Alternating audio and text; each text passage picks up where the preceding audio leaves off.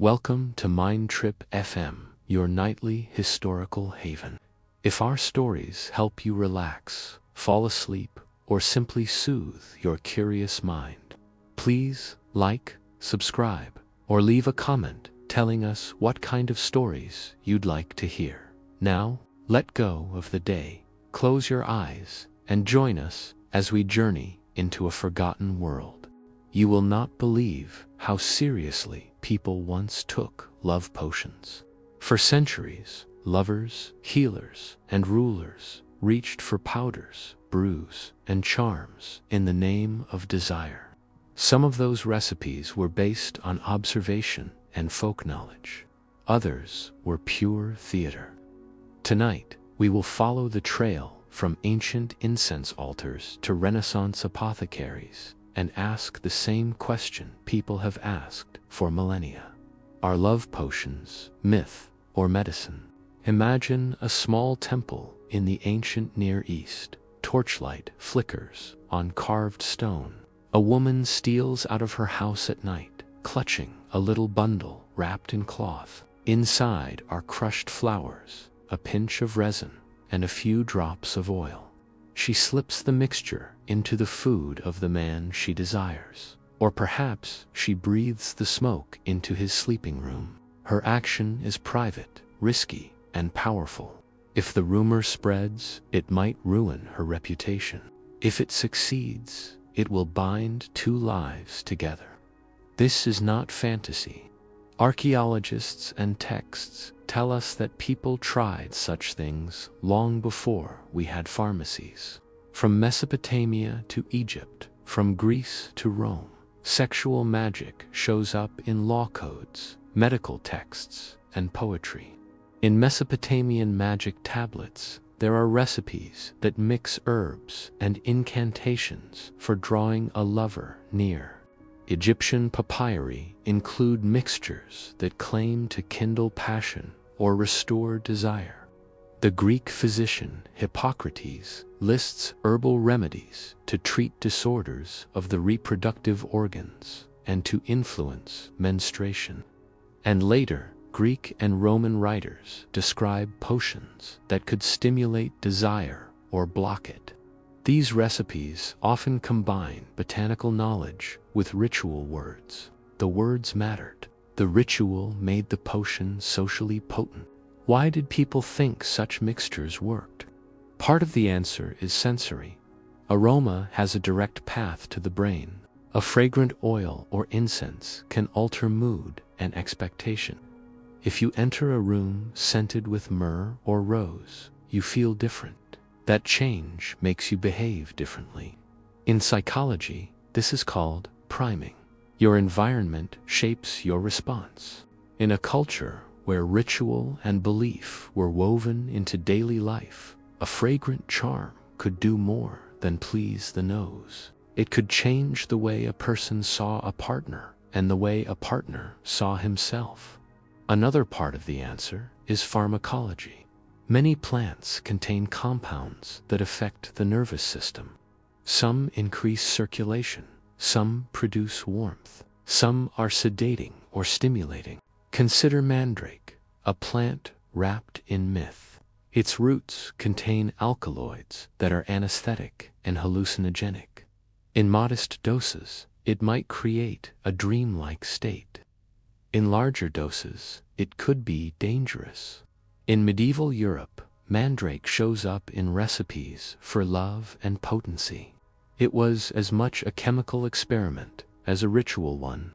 Then there are substances like opium, cannabis, and alcohol. Those are straightforward. Intoxication changes judgment and lowers inhibitions.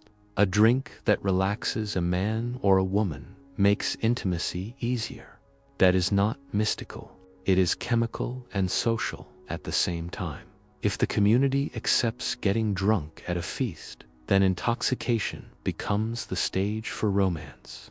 Mixers and honeyed wines in ancient inns were practical tools of seduction. Yet not every ancient love potion relied on strong drugs. Many were based on more mundane ingredients: roses, thyme, mint, cinnamon. These plants have pleasant aromas and mild physiological effects. Rose petals stimulate the senses and are associated with love. Cinnamon warms the body and suggests hearth and feast. The line between symbolic and pharmacological effect is thin. A cup of warm, spiced wine can feel like a charm because it stimulates the senses, comforts the body, and signals ritual intention.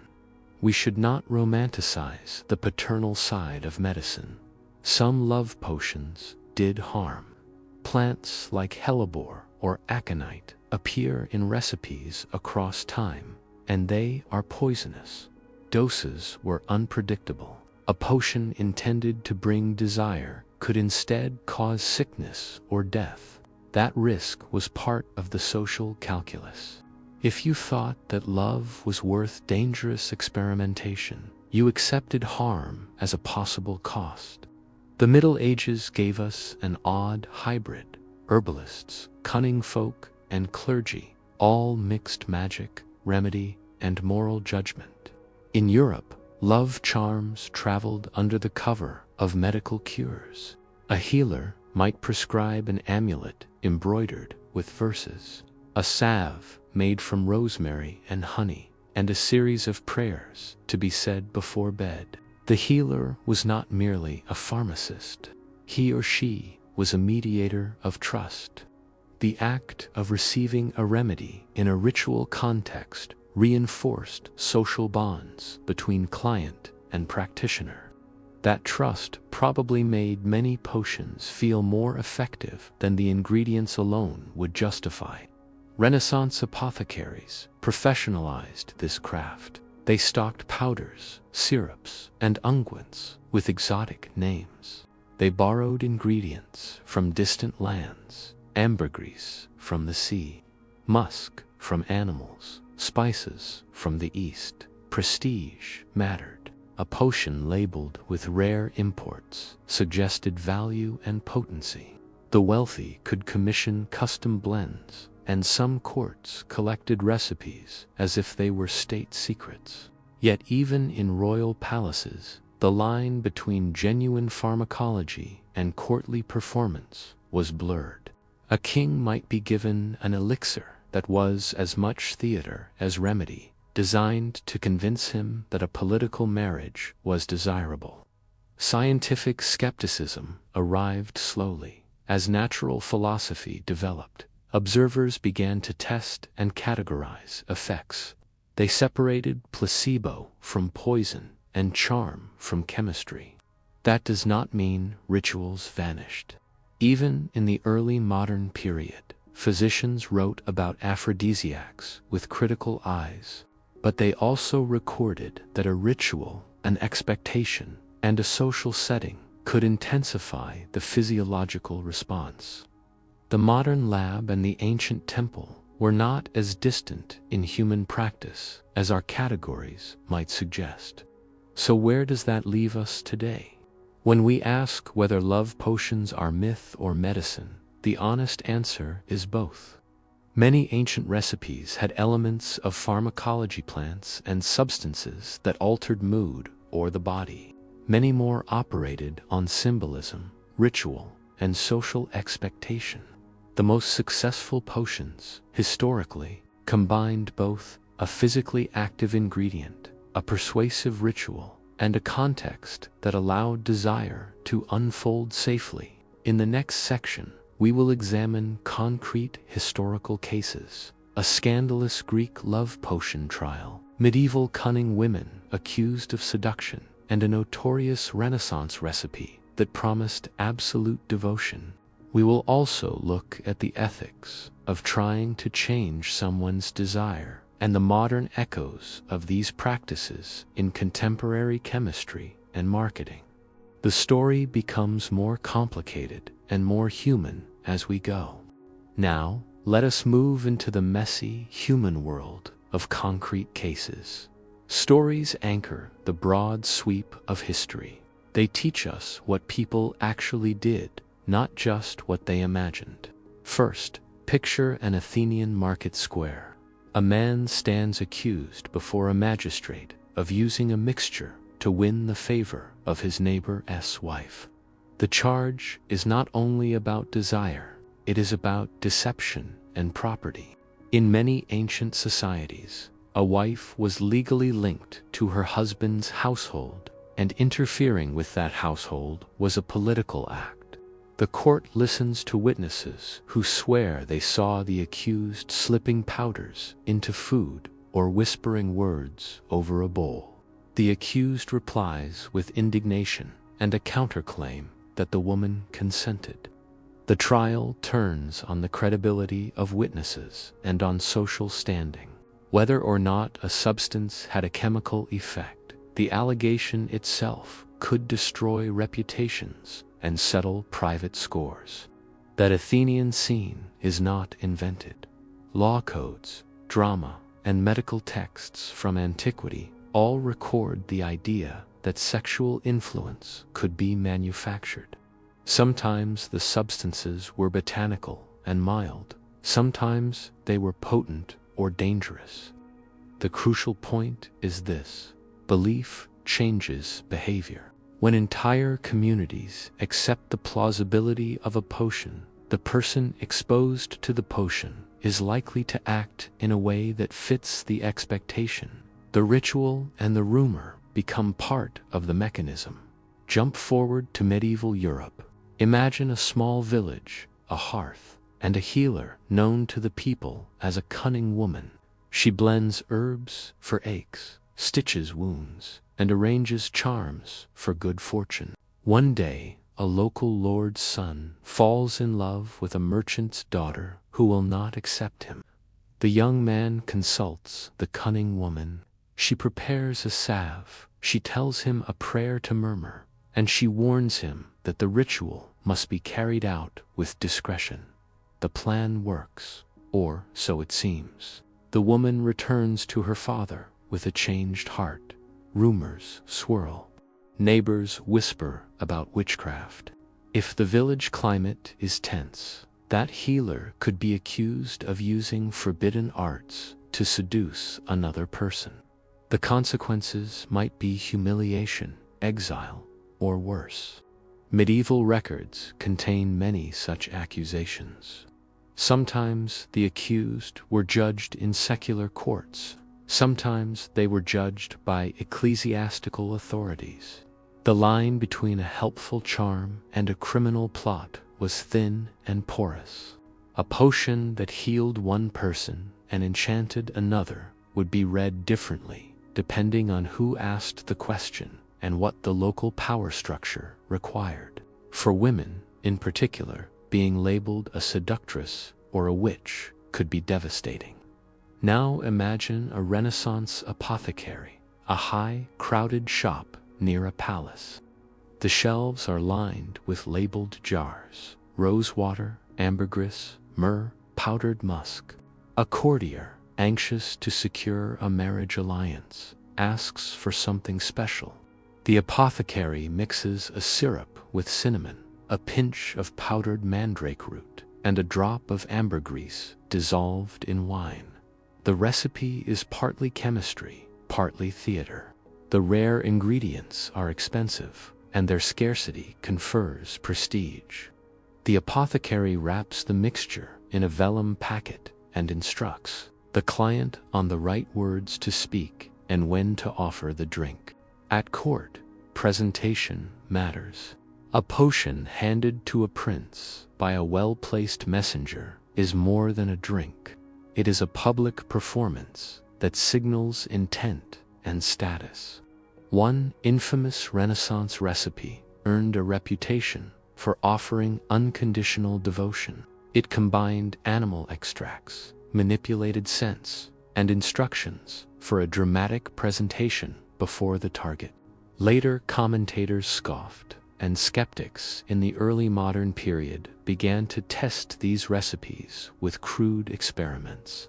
Many of the exotic animal ingredients had no reproducible pharmacological effect. Their power was symbolic and social. Yet the social dimension meant the potion could still alter outcomes. a staged aroma, a gift in public, a calculated moment of intoxication. These elements functioned like a spell because they reconfigured expectations and obligations. Ethically, love potions raise basic questions that feel modern. Is it ever acceptable to try to change what another person feels? If one person uses scent, persuasion, or chemistry to make a partner more likely to consent, is that consent free?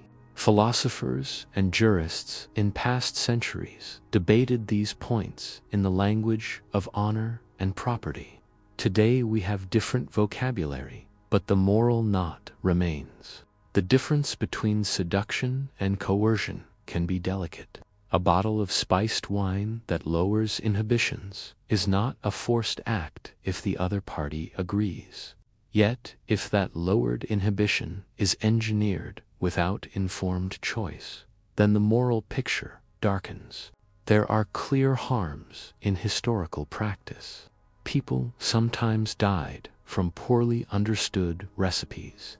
People sometimes had their reputations ruined by accusations that leveraged fear of sorcery. Entire communities could scapegoat healers, especially women, in moments of social stress. The gendered dimension is important.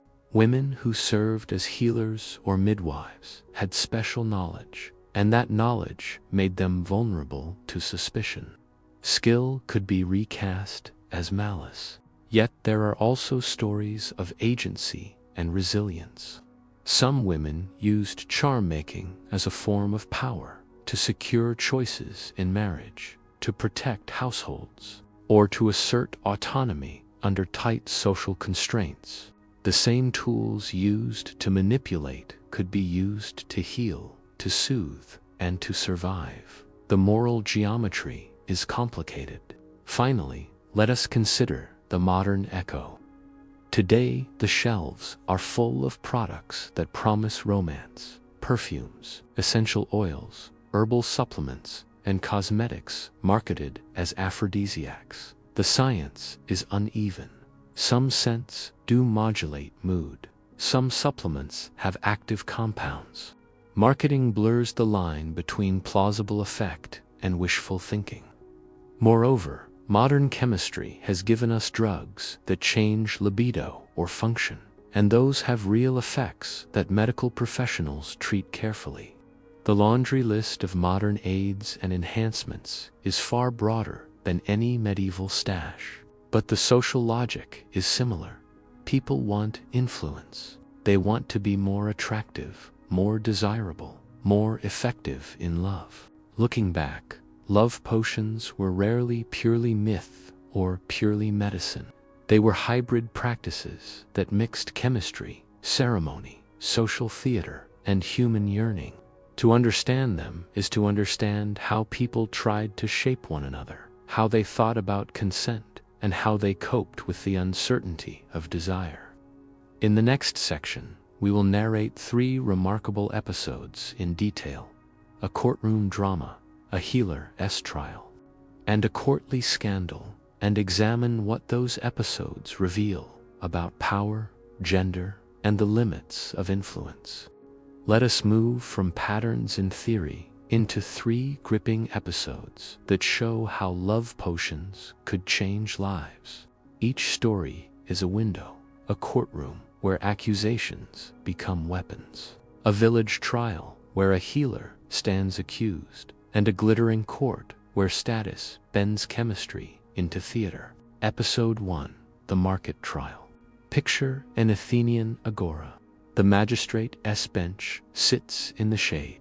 Citizens cluster to hear disputes. A woman has filed a complaint. She says a neighbor tried to make her husband fall out of love with her by slipping powders into his food. The accused man responds that he only prepared a remedy for sleeplessness, that the woman consented to take it, and that this is gossip. The crowd listens while witnesses are called. One witness claims to have seen the man muttering words over a mixing bowl. Another swears the woman ate alone with him late at night.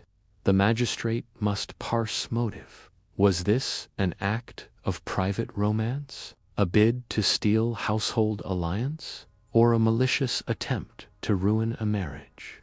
In societies where a wife's presence and fidelity had legal and economic significance, such a charge threatened more than intimacy. It threatened property lines and inheritance. The trial ends not with a single perfect truth, but with social consequences, fines, reputation damaged, and alliances rearranged. Whether or not the potion had a chemical effect mattered less than the belief that it had been used. Episode 2, The Healer's Trial, now moved to a damp village in late medieval Europe. The woman at the center is known as a midwife and healer. She knows which herbs ease childbirth and which poultices soothe fever. She also keeps small bags of aromatic herbs to sprinkle on weddings, and families come to her for charms. One spring, a nobleman's son falls desperately in love with a merchant's daughter and begs the healer to help. The healer gives a poultice and instructs a private rite. The girl soon agrees to marry the nobleman. Rumors rise. Did the healer cast a spell? Were sacred rites profaned? When misfortune befalls the village, a failed harvest or a child's sickness, suspicion crystallizes into accusation. The healer is brought before the local court. Peasants accuse her of secret arts, while some defend her as a crucial member of the community. The trial becomes less about the single love case and more about social stress. Who holds knowledge, who benefits, and who must be blamed? If the healer is punished, it is rarely only for a specific potion.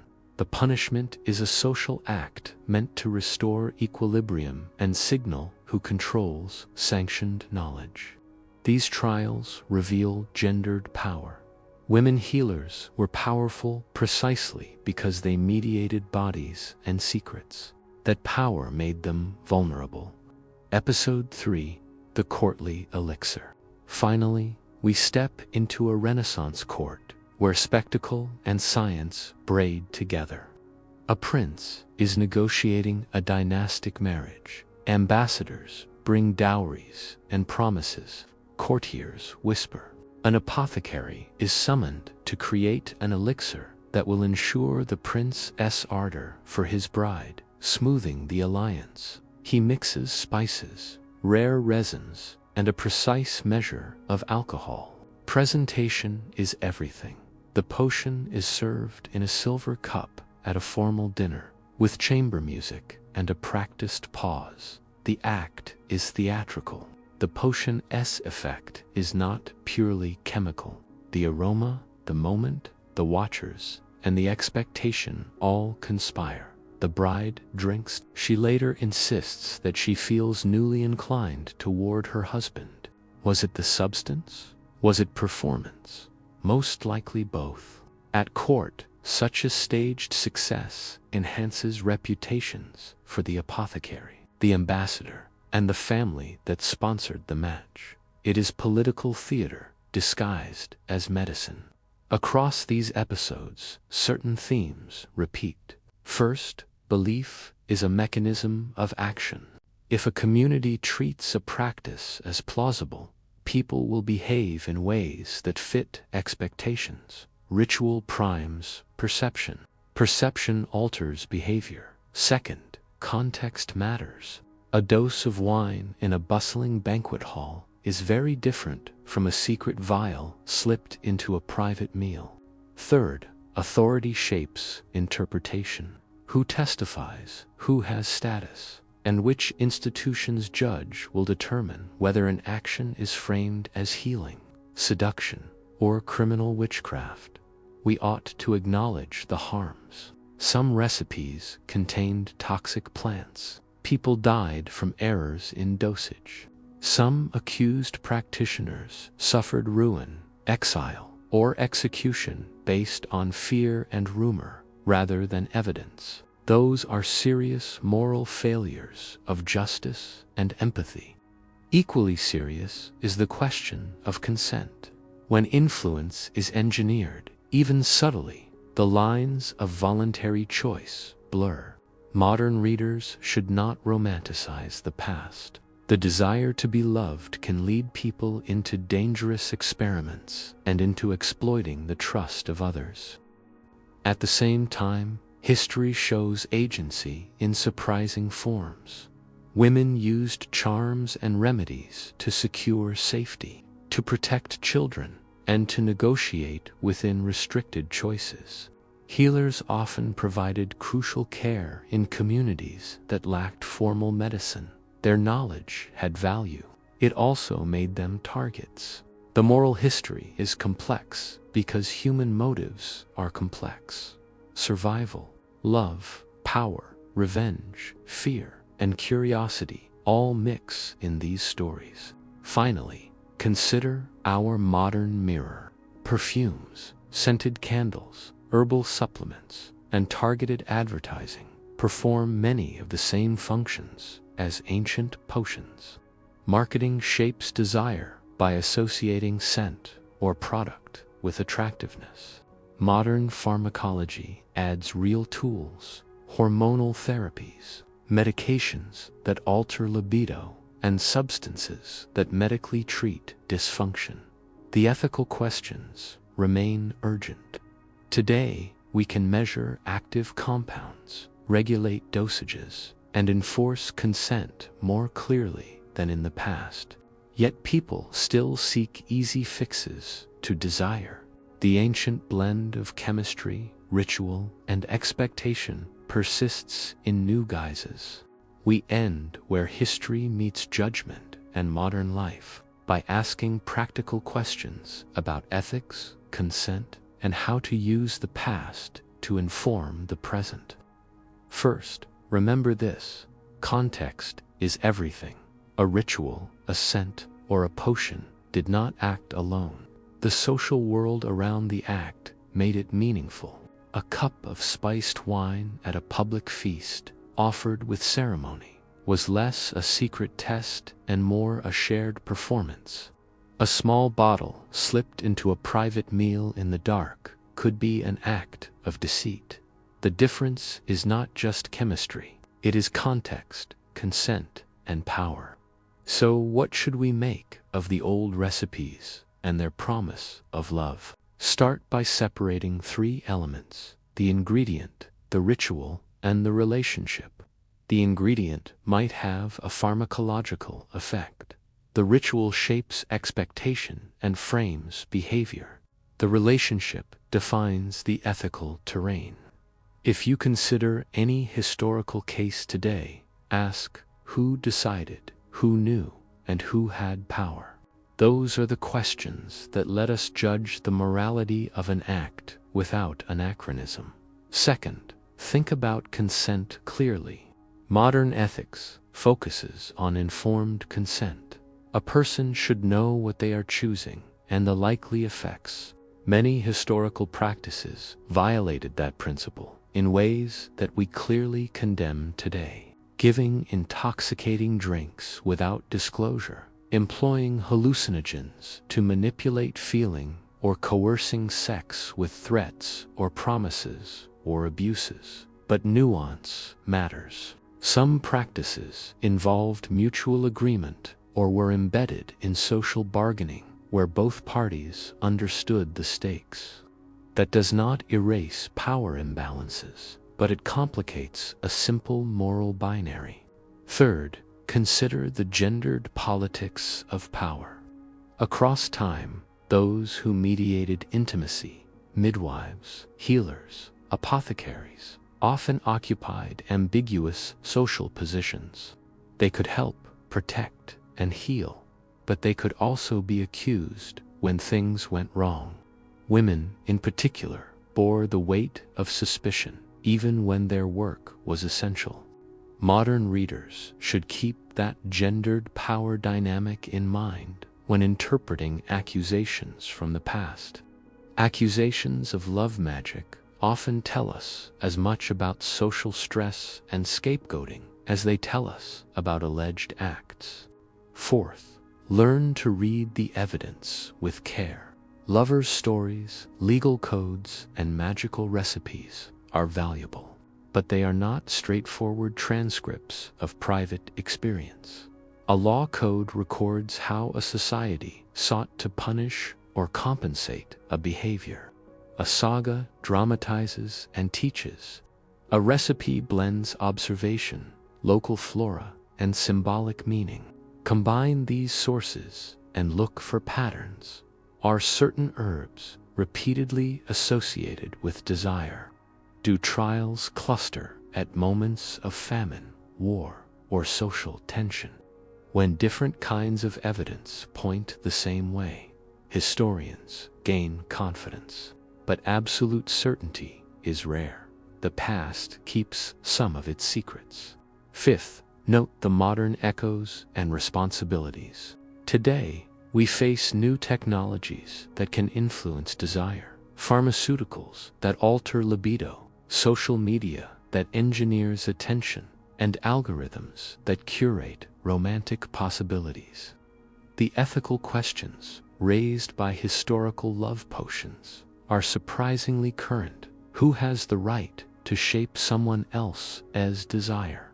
How do we protect free choice while acknowledging that the environment and marketing shape preferences? Public discussion, regulation, and education matter. We have better tools now to measure effects and enforce consent, but better tools create new temptations.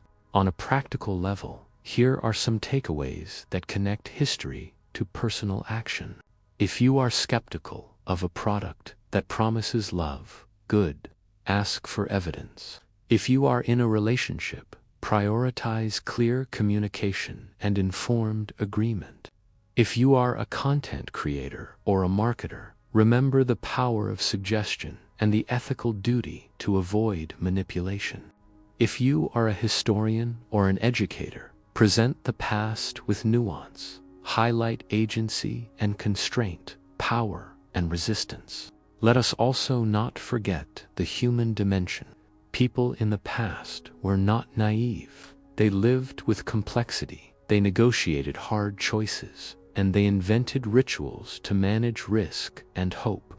Many who turned to potions did so out of desperation, fear, or love. Some sought control in a world that felt unpredictable. Others attempted to protect families and secure futures. Those motives do not excuse harm, but they explain why such practices persisted. Finally, some closing reflections. Love potions are both a mirror and a lens. They mirror human yearning to be desired and to secure affection. They lens how societies balance private desire with public order. Studying them shows us how people across time have attempted to solve the same problem. How to make love reliable in an uncertain world. Sometimes the remedies were helpful, sometimes they were dangerous, and sometimes they were simply theater. The lesson is not to romanticize the past or to demonize every old practice. It is to understand complexity and to bring that understanding to our modern ethical challenges. If you carry away one idea from this journey, let it be this: desire is never purely private. It is shaped by bodies, by chemicals, by stories, and by the communities around us. That means we have both personal responsibility and communal obligations. We must respect consent, question easy promises, and use knowledge carefully. Thank you for traveling through this strange and human history with Mindtrip FM. If you enjoyed this episode, please like the video, subscribe for more explorations, and tell us in the comments which case surprised you the most. If you want a source list, we will pin it in the top comment. Good night, and keep wondering.